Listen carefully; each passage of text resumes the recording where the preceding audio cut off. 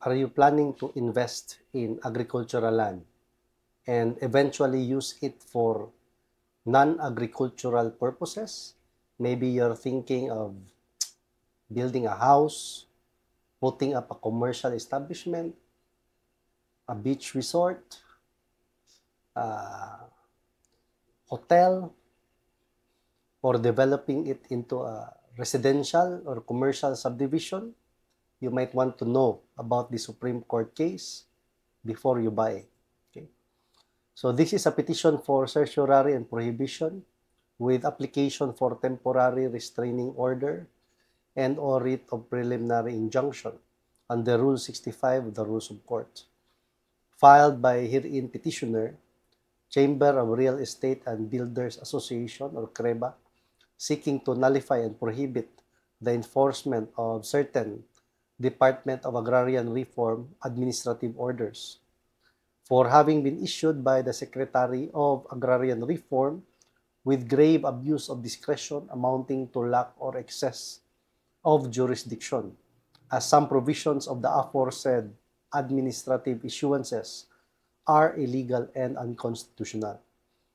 The Petitioner Association is a private non-stock non-profit corporation. Okay?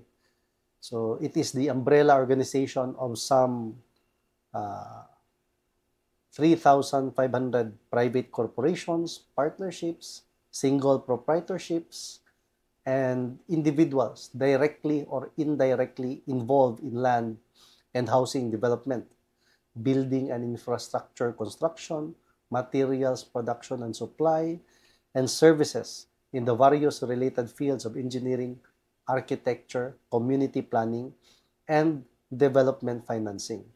The Secretary of Agrarian Reform is named respondent as he is the duly appointed head of the DAR, whose administrative issuances are the subject of this petition. Let us look at the antecedent facts. The Secretary of Agrarian Reform issued DAR administrative order. Okay, so this order involves the rules and procedures governing the conversion of agricultural lands to non-agricultural uses, which consolidated all existing implementing guidelines related to land use conversion. The aforesaid rules embrace all private agricultural lands, regardless of tenurial arrangement and commodity produced, and all united agricultural lands and agricultural lands reclassified by local government units into non-agricultural uses after 15 June 1998. So munay ato ang kanang barrier, no? Munay utlanan before and after, okay? On or before and after June 15, 1988. Okay? So the aforesaid rules embraced all private agricultural lands, regardless of tenurial arrangement and commodity produced, and all untitled agricultural lands and agricultural lands reclassified by local government units into non-agricultural uses after June 15, 1988. Subsequently, on March 30, 1999, the Secretary of Agrarian Reform issued an administrative order which revised the rules and regulations on the conversion of agricultural lands to non-agricultural uses. The purpose of this issuance was to amend and update the previous rules on land conversion. Its coverage includes the following agricultural lands: those to be converted to residential, commercial, industrial, institutional, and other non-agricultural purposes, those to be devoted to another type of agricultural activity, such as livestock, poultry, and fish pond, the effect of which is to exempt the land from the Comprehensive Agrarian Reform Program coverage, those to be converted to non-agricultural use other than that previously authorized, and those reclassified to residential, commercial, industrial, or other non-agricultural uses on or after the effectivity of Republic Act number 6657 Mao man ni atong balaod sa CARL, no, Comprehensive Agrarian Reform Law. So RA 6657 on June 15, 1988. Muning diri ang boundary, the mo na siya ang murag boundary sa ato ang giistoryaan bahin sa conversion. Before, on or before Carl, before Carl, after, on or after Carl, no?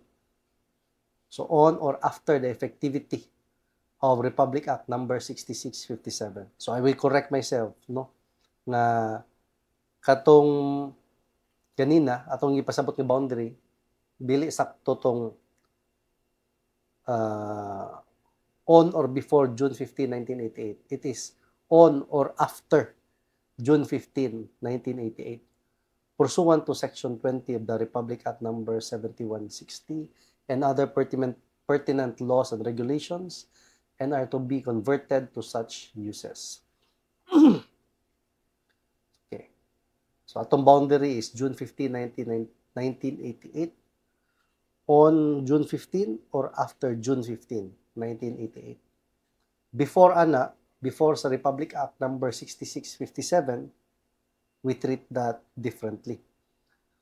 So, later, the Secretary of Agrarian Reform issued another administrative order. Okay? Unsa man iyang administrative order? Comprehensive Rules on Land Use Conversion, which further amended the previous administrative orders and repealed all issuances inconsistent therewith.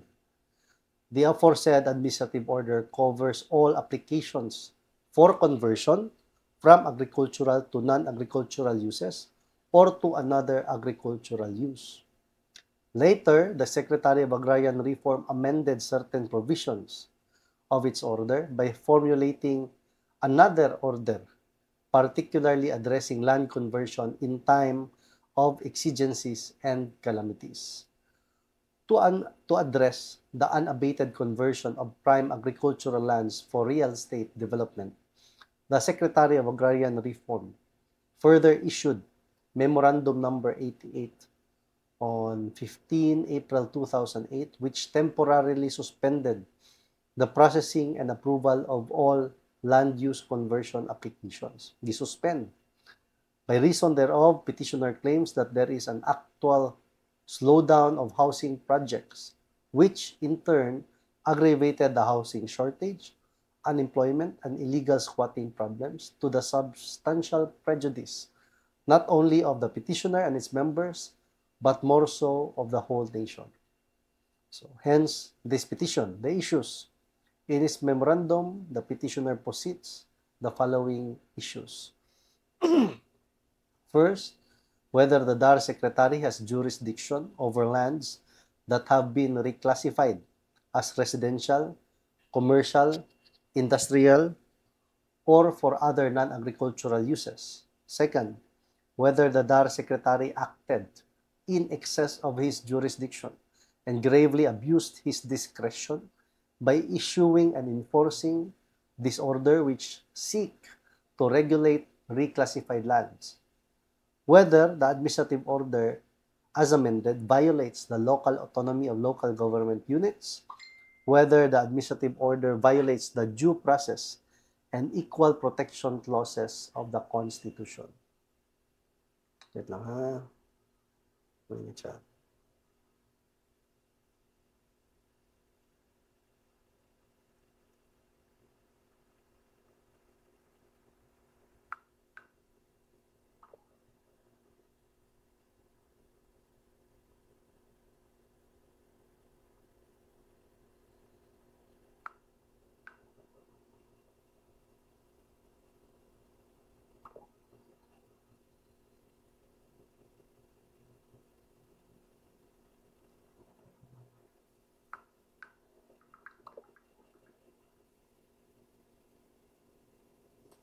Okay.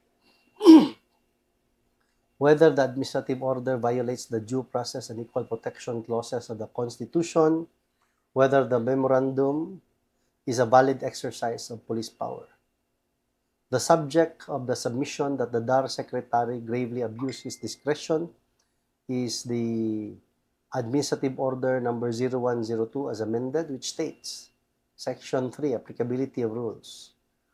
The guidelines shall apply to all applications for conversion from agricultural to non-agricultural uses or to another agricultural use, such as, paragraph 3.4, conversion of agricultural lands or areas that have been reclassified by the LGU or by way of a presidential proclamation to residential, commercial, industrial, or other non-agricultural uses on or after the effectivity of Republic Act number 6657 on June 15, 1988.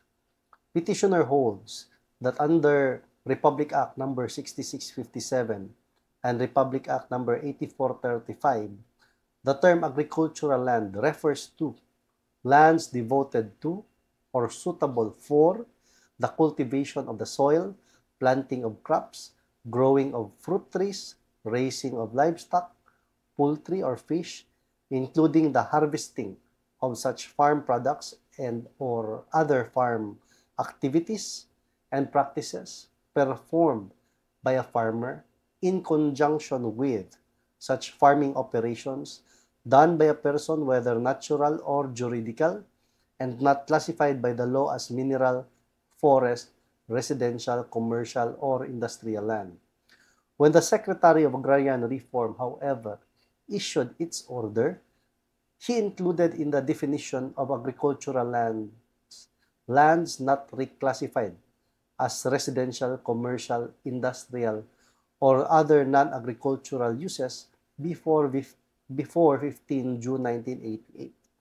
In effect, lands reclassified from agricultural to residential, commercial, industrial, or other non-agricultural uses after 15 June 1988 are considered to be agricultural lands for purposes of conversion, redistribution, or otherwise. In doing so, petitioner avows that the Secretary of Agrarian Reform acted without jurisdiction as he has no authority to expand or enlarge the legal signification of the term agricultural lands through DAR Administrative Order 0102. Being a mere administrative issuance, it must conform to the statute it seeks to implement, Republic Act number 6657, or to the Constitution. Otherwise, its validity or constitutionality may be questioned. In the same breath, petitioner contends that the administrative order as amended was made in violation of Section 65 of Republic Act number 6657 because it covers all applications for conversion from agricultural to non-agricultural uses or to other agricultural uses, such as the conversion of agricultural lands or areas that have been reclassified by the LGUs or by way of presidential proclamations to residential, commercial, industrial, or other non-agricultural uses on or after 15 June 1988. So ako i-correct akong earlier note ha. It is on or after 15 June 1988. Basically, on or after the issuance of Republic Act number 6657. According to petitioner, there is nothing in Section 5 of the said law or in any other provision of law that confers to the Department of Agrarian Reform the jurisdiction or authority to require that non-awarded lands or reclassified lands be submitted to its conversion authority. Thus, in issuing and enforcing the administrative order, the Secretary of Agrarian Reform acted with grave abuse of discretion, amounting to lack or excess of jurisdiction. Petitioner further asseverates that Section 2.19, Article 1 of DAR Administrative Order 0102 as amended, making reclassification of agricultural lands subject to the requirements and procedure for land use conversion violates Section 20 of Republic Act number 7160 because it was not provided therein that reclassification by LGUs shall be subject to conversion procedures or requirements or that the DAR's approval or clearance must be secured to effect reclassification. The said provision as amended, the said provision, Section 2.19 of DAR Administrative Order 0102 as amended, also contravenes the constitutional mandate on local autonomy under Section 25, Article 2 and Section 2, Article 10 of the 1987 Philippine Constitution. Petitioner similarly avers that the promulgation and enforcement of Department Administrative of DAR Administrative Order number 0102 as amended constitute deprivation of liberty and property without due process of law. There is deprivation of liberty and property without due process of law because under DAR Administrative Order number 0102 as amended, lands that are not within DAR's jurisdiction are unjustly, arbitrarily, and oppressively prohibited or restricted from legitimate use on the pain of administrative and criminal penalties.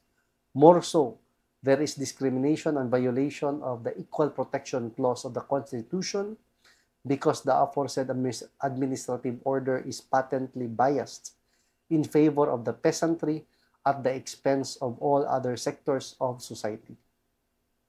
As its final argument, petitioner avows that DAR Memorandum Number 88 is not a valid exercise of police power, for it is the prerogative of the legislature, and that it is unconstitutional because it suspended the land use conversion without any basis.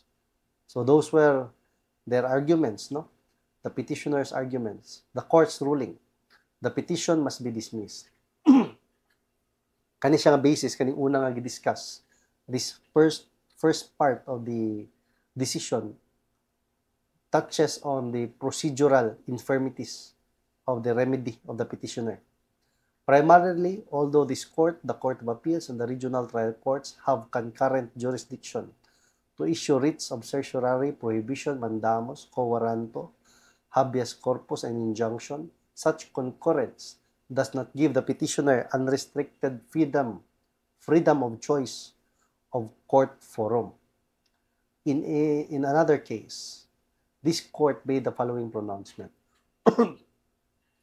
This court's original jurisdiction to issue writs of certiorari is not exclusive. It is shared by this court with regional trial courts and with the Court of Appeals. The concurrence of jurisdiction is not, however, to be taken as, according to parties seeking any of the writs, as absolute, unrestrained freedom of choice of the court to which application, therefore, will be directed. There is, after all, a hierarchy of courts.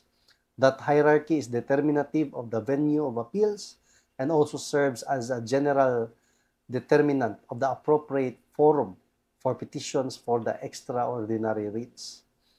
A becoming regard for that judicial hierarchy most certainly indicates that petitions for the issuance of extraordinary writs against first-level inferior courts should be filed with the regional trial court, and those against the latter with the Court of Appeals. A direct invocation of the Supreme Court's original jurisdiction to issue these writs should be allowed only when there are special and important reasons, therefore, clearly and specifically set out in the petition. This is an established policy. It is a policy necessary to prevent inordinate demands upon the court's time and attention, which are better devoted to those matters within its exclusive jurisdiction, and to prevent further overcrowding of the court's docket. So basically, katong certiorari, kaning remedy, naay jurisdiction ang Honorable Supreme Court, but it is shared with the regional trial courts and the Court of Appeals. So na siya gitawag na to nga dili siya exclusive original jurisdiction, no? So na siya concurrence of jurisdiction. But even if there is concurrent jurisdiction between the regional trial court, Court of Appeals, and the Honorable Supreme Court, even if there is that rule, no, with respect to their concurrence of jurisdiction, you have to relate this rule and read it side by side with the rule or the principle on hierarchy of courts. So kung available na concurrent sa Regional Trial Court, Court of Appeals, and Supreme Court, mo file ka nga petition, dito ka maguna sa Regional Trial Court. Di ka mulahos dito sa Court of Appeals or sa Honorable Supreme Court. Kaya na may hierarchy of courts. Ang purpose daw ani kay para dili mapuno ang docket sa Honorable Supreme Court. O sa Ragonis na kakorte. No? So, although daghan division, pero mas maayo magsugo dito sa Regional Trial Court kay syempre kada murag gitawag na to kada area no gibahin man na sa judiciary or na siya territorial jurisdiction ba kada regional trial court halos kada area almost all areas or all areas yun siguro governed no covered by the authority of a certain regional trial court dapat dito nimo i-file dili ka mulahos dito sa Court of Appeals or sa Supreme Court despite the rule nga they have concurrence of jurisdiction. So, mo na siya, no? Ang procedural aspect. Ato skip ang procedural aspect. Dirita sa substantial aspect.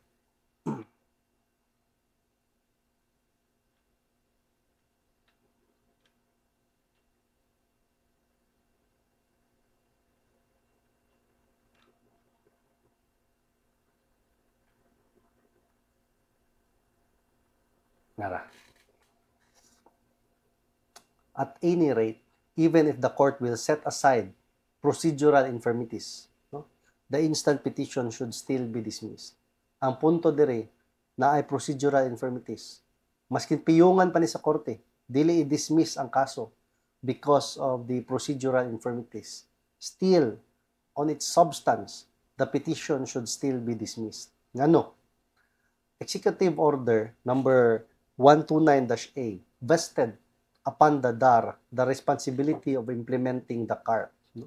Comprehensive Agrarian Reform Program, pursuant to the said mandate and to ensure the successful implementation of the CARP.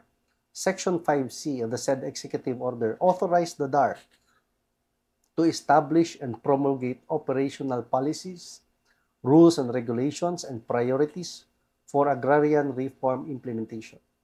Section 4K thereof authorized the DAR to approve or disapprove the conversion, restructuring, or readjustment of agricultural lands into non-agricultural uses.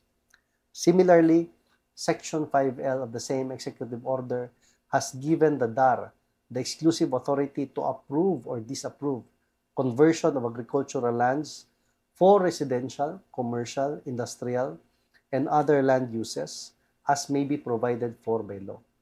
Section 7 of the aforesaid executive order clearly provides that the authority and responsibility for the exercise of the mandate of the DAR and the discharge of its powers and functions shall be vested in the Secretary of Agrarian Reform. Under the order, lands not reclassified as residential, commercial, industrial, or other non-agricultural uses before 1988, no? Before June 15, 1988, have been included in the definition of agricultural lands. In doing so, the Secretary of Agrarian Reform, no? Kato siya, before June 15, 1988, wala pa ma-reclassify. Okay? Not reclassified. In so doing, the Secretary of Agrarian Reform merely acted within the scope of his authority stated in the aforesaid sections of Executive Order number 129-A, which is to promulgate rules and regulations for agrarian reform implementation, and that includes the authority to define agricultural lands for purposes of land conversion. Further, the definition of agricultural lands under that order merely refers to the category of agricultural lands that may be the subject of conversion to non-agricultural uses and is not in any way confined to agricultural lands in the context of land redistribution as provided for under Republic Act number 6657. More so, the opinion from the DOJ has been recognized in many cases decided by this Honorable Supreme Court, clarify that after the effectivity of Republic Act Number 6657 on June 15, 1988, the DAR has been given the authority to approve land conversion. Concomitant to such authority, therefore, is the authority to include in the definition of agricultural lands, lands not reclassified as residential, commercial, industrial, or other non-agricultural uses before June 15, 1988 for purposes of land use conversion. In the same vein, the authority of the Secretary of Agrarian Reform to include lands not reclassified as residential, commercial, industrial, or other non-agricultural uses before June 15, 1988 in the definition of agricultural lands finds basis in jurisprudence. So gisite ni ang jurisprudence no nga atong na basa last time sa lahi nga video. This is the case where the Honorable Supreme Court enunciated that after the passage of Republic Act Number 6657, agricultural lands, though reclassified, have to go through the process of conversion, jurisdiction over which is vested in the DAR. Kaysa kaning kasuha, dito nimo makita tong boundary before the issuance of Republic Act 6657 and those na wala ma-reclassify, so on or after the issuance of Republic Act number 6657. So in that other case that we discussed in another video, the Honorable Supreme Court has enunciated that after the passage of Republic Act number 6657, agricultural lands, though reclassified, in that case murag ang LGU, no, napadyoy provincial na approval, no, although reclassified, have to go through the process of conversion, jurisdiction over which is vested in the DAR. Wala na siya sa LGU. However, agricultural lands which are already reclassified before the effectivity of Republic Act number 6657, which is June 15, 1988, mo na siyang boundary, are exempted from conversion. It bears stressing that the said date of effectivity of Republic Act number 6657 served as the cut-off period for automatic reclassifications or rezoning of agricultural lands that no longer require any DAR conversion clearance or authority. So before, LGU lang, okay na. But sukat tong June 15, 1988, on or after the effectivity of Republic Act number 6657, you already need the DAR conversion clearance or authority. No? Dili pwede LGU lang ang mag-convert from agricultural to non-agricultural uses. It necessarily follows that any reclassification made thereafter can be the subject of DAR's conversion authority. Having recognized the DAR's conversion authority over lands reclassified after 15 June 1988, it can no longer be argued that the Secretary of Agrarian Reform was wrongfully given the authority and power to include lands not reclassified as residential, commercial, industrial, or other non-agricultural uses before June 15, 1988 in the definition of agricultural lands. Such inclusion does not unduly expand or enlarge the definition of agricultural lands. Instead, it made very clear what are the lands that can be the subject of DAR's conversion authority, thus serving the very purpose of the land use conversion provisions of Republic Act number 6657.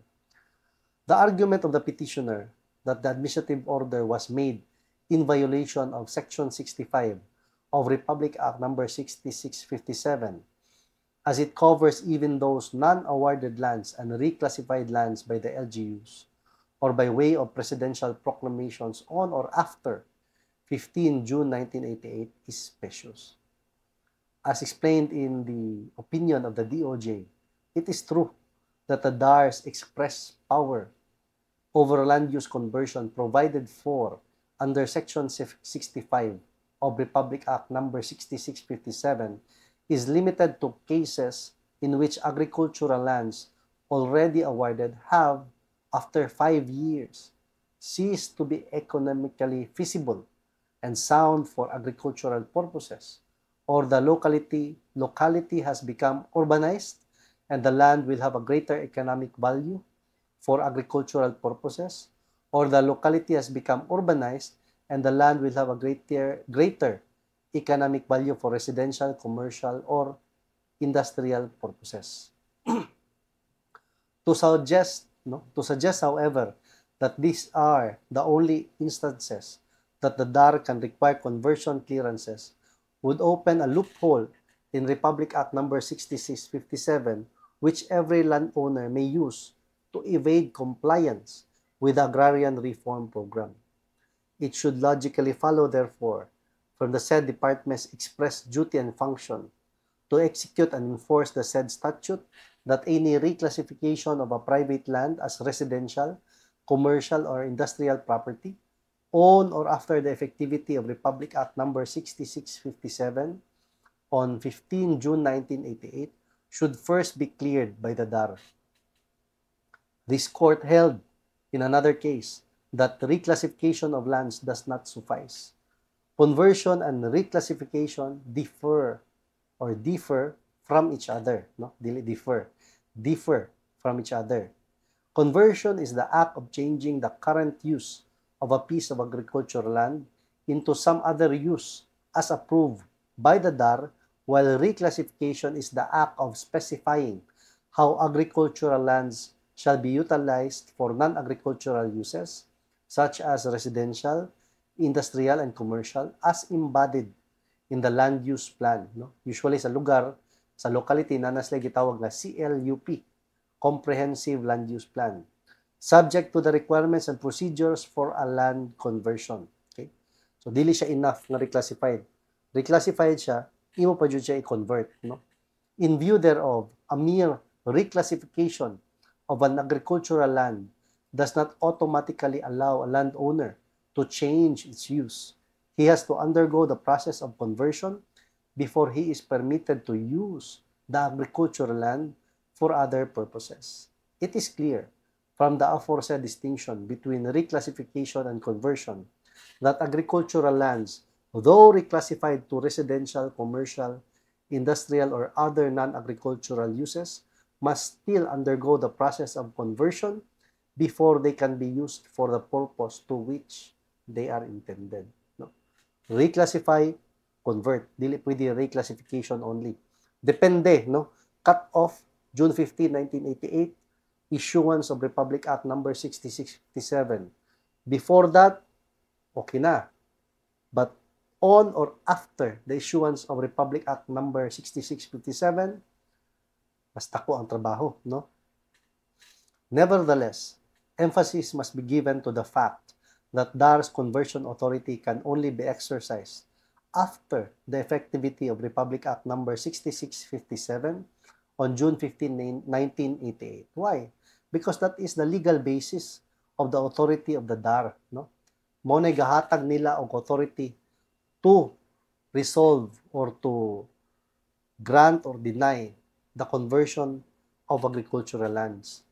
The said date served as the cut-off period for automatic reclassification or rezoning of agricultural lands that no longer require any DAR conversion clearance or authority. No? Automatic reclassification or rezoning. Munang lugara. Munang cut-off. Thereafter, reclassification of agricultural lands is already subject to DAR's conversion authority. Reclassification alone will not suffice to use the agricultural lands for other purposes. Conversion is needed to change the current use of reclassified agricultural lands.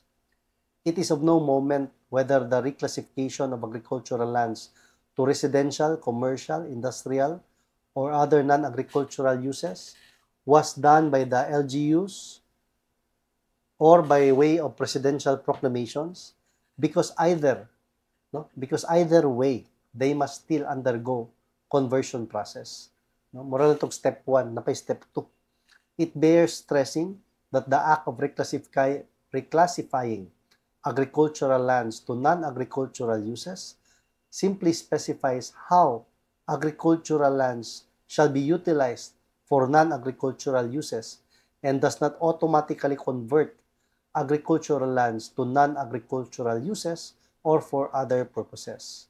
As explained in a memorandum circular of the DAR, no, and cited in another case, reclassification of lands denotes their allocation into some specific use and providing for the manner of their utilization and disposition, or the act of specifying how agricultural lands shall be utilized for non-agricultural uses, such as residential, industrial, or commercial, as embodied in the land use plan. For reclassified agricultural lands, therefore, to be used for the purpose to which they are intended, there is still a need to change the current use thereof through the process of conversion. The authority to do so is vested in the DAR, which is mandated to preserve and maintain agricultural lands with increased productivity. Thus, notwithstanding the reclassification of agricultural lands to non-agricultural uses, they must still undergo conversion before they can be used for other purposes. Even reclassification of agricultural lands by way of presidential proclamations to non-agricultural uses, such as school sites, needs conversion clearance from the DAR. Okay? So non-agricultural uses, even if presidential proclamation na siya,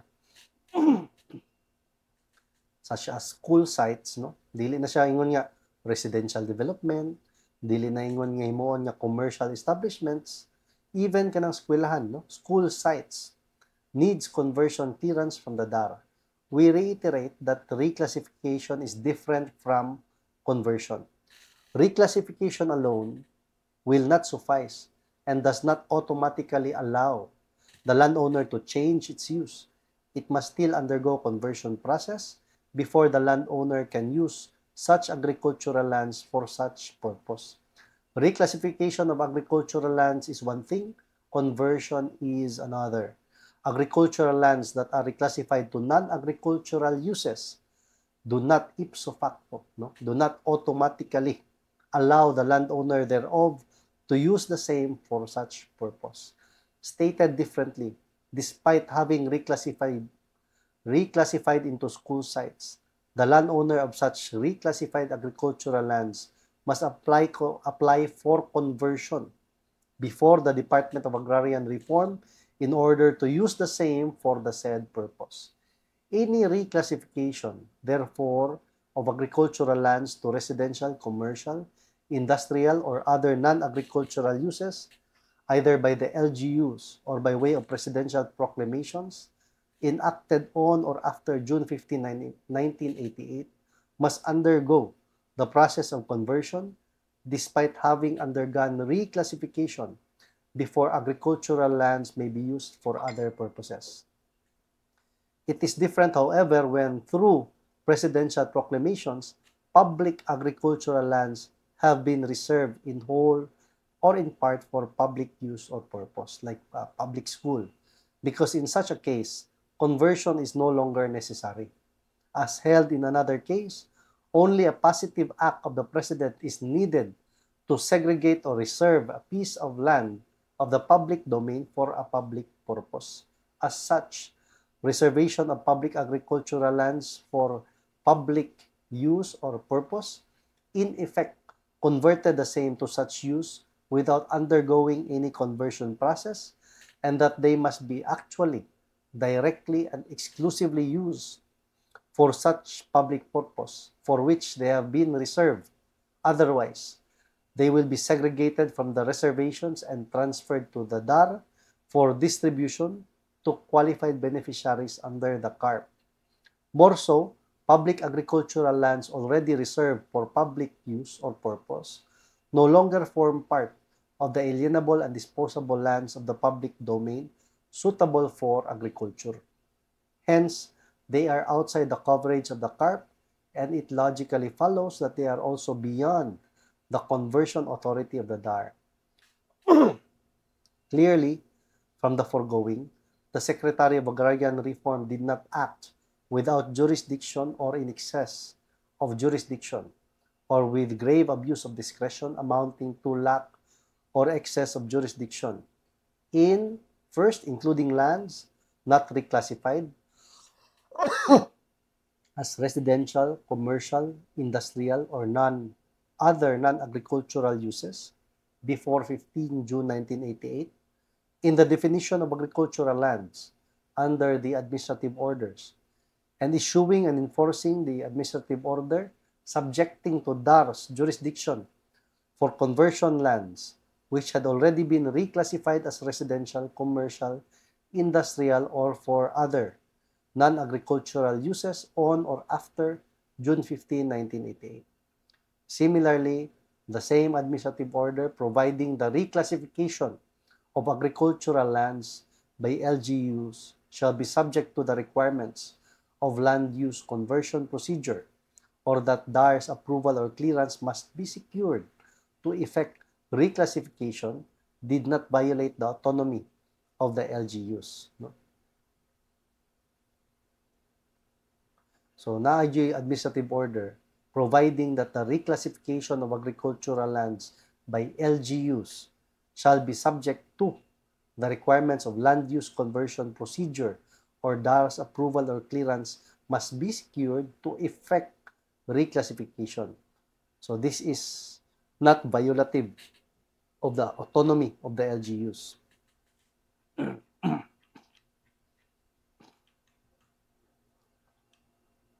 So, Section 20 of the Local Government Code, Republic Act Number 7160, on reclassification of lands.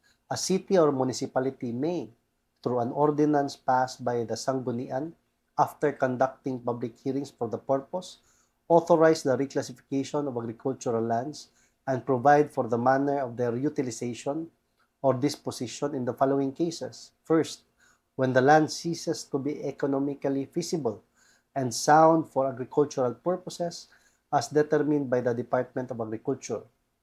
Dili DAR, DA. Second, where the land shall have substantially greater economic value for residential, commercial, or industrial purposes as determined by the Sanggunian concerned, provided that such reclassification shall be limited to the following percentage of the total agricultural land area at the time of the passage of the ordinance. Third, for 4th to 6th class municipalities, 5%.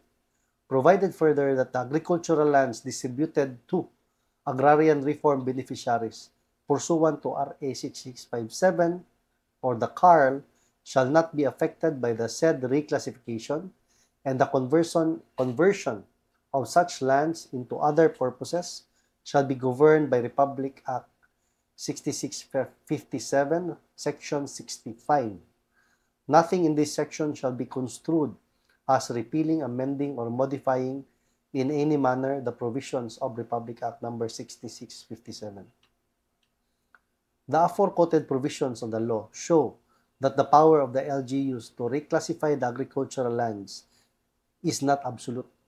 The authority of the DAR to approve conversion of agricultural lands covered by Republic Act Number 6657 to non-agricultural uses has been validly recognized by said Section 20 of Republic Act Number 7160 by explicitly providing therein that nothing in this section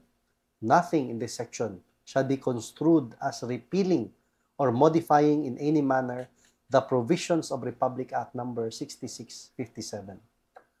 DAR Administrative Order 0102 as amended does not also violate the Due Process Clause as well as the Equal Protection Clause of the Constitution. In providing administrative and criminal penalties in the administrative order, the Secretary of Agrarian Reform simply implements the provisions of Section 73 and 74 of Republic Act Number 6657. No? Section 73, Prohibited Acts and Omissions. The following are prohibited. Section 73C, the conversion by any landowner of his agricultural land into any non-agricultural use with intent to avoid the application of this act to his land holdings and to dispose his tenant farmers of the land tilled by them. 73F, the sale, transfer, or conveyance by a beneficiary of the right to use or any other usufructory right over the land he acquired by virtue of being a beneficiary in order to circumvent the provisions of this act. Penalties. So na ay imprisonment, there's also a fine, no? It depends also if the offender is a corporation. So there's also a penalty for agricultural inactivity and premature conversion.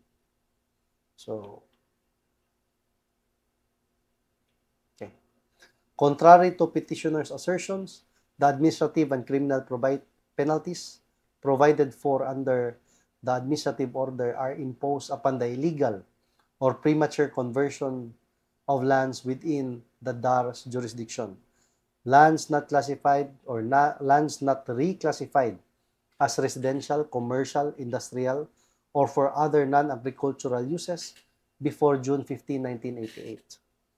The petitioner's argument that the Memorandum 88 is unconstitutional as it suspends the land use conversion without any basis stands on hollow ground. No? What daw basis? Why foundation? It bears emphasis that said Memorandum number 88 was issued upon the instruction of the President in order to address the unabated conversion of prime agricultural lands for real estate development because of the worsening rice shortage in the country at that time. Such measure was made in order to ensure that there are enough agricultural lands in which rice cultivation and production may be carried into. The issuance of said Memorandum number 88 was made pursuant to the general welfare of the public. Thus, it cannot be argued that it was made without any basis. Wherefore, premises considered, the instant petition for certiorari is dismissed, costs against the petitioner so ordered. Now, karon, do you still plan, no, to invest in agricultural land and eventually use it for a non-agricultural purpose? No? Maybe you're thinking of building a house, putting up a commercial establishment, beach resort, vacation home, Airbnb, for kaning mga short, let's say, homestay, hostel, mga commercial establishments, residential commercial subdivisions, using agricultural lands. No? You can always follow the procedure, no? Requirements and procedure for reclassification and conversion. But alkansi kung imuhang yuta perti gamaya. And if magbuhat ka ng trabaho, medyo kailangan ka o taas-taas nga PC. No? Kaya usually, ang usa sa mga requirements ani conversion, no? Mura ka pagitaan ka og mura bag project proposal, feasibility study ba. Nga ang common problem ani kailangan og kanang capitalization requirement. Na ba kay kwarta for that intended project, no? So unless your pockets are deep, no? Medyo lisod ni. So muna, no? Mo sa day nakalisod. Katong ginagmay nga establishments, gusto ka maggamit og agricultural land, let's say naa ka sa kay mga isla, di na tayo mention specific islands, no? Islands that are suddenly booming because of tourism. Most of the lands in those islands are agricultural. Na ay mga restaurants, na ay mga hotel, na ay mga beach resorts, pero ang yuta na agricultural land. Most of those lands wala na moagi og reclassification. Most of those lands wala moagi og conversion. The problem with that is ako kay kag invest nga kwarta sa land, no? You invest a lot of money on the land. You invest a lot of money on the structures, no? That is why when you visit those islands that are suddenly booming and famous because of tourism, you will see, no, there is always a problem with respect to the application of their building permit, occupancy permit, electrical permit, business permit, and the origin of the problem usually is with respect to the non-conversion or the absence of conversion, absence of reclassification of the land. Because most of those lands, nga nikalit lang og boom ang isla, they are agricultural lands. No? Most of the lands in those areas. So, imo lang gi-invest lang sa mong kwarta, may problema na. Pero make sure nga di ka ma-short sa imong budget. No? So, yeah. This is a very nice case. Napakoy lang yung kaso para ani. I'll see you in the next video.